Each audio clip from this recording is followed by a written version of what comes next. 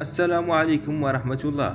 قال النجم السابق لمنتخب بوركينا فاسو أرستيدي بانسي أنه يتوقع مقابلة مثيرة بين المنتخب بلاده والمنتخب الجزائري عند لقائهما في كأس إفريقيا القادمة بكوتيفوار.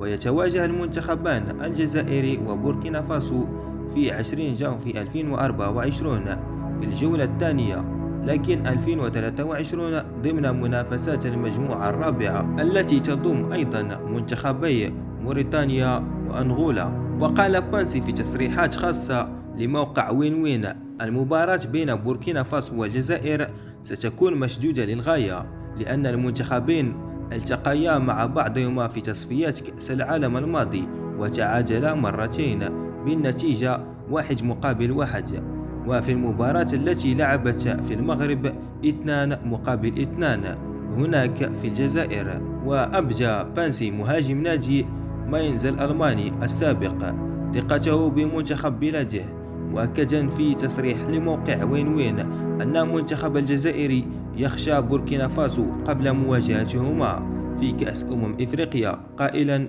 أعتقد أن المباراة ستكون مفتوحة بين الفريقين.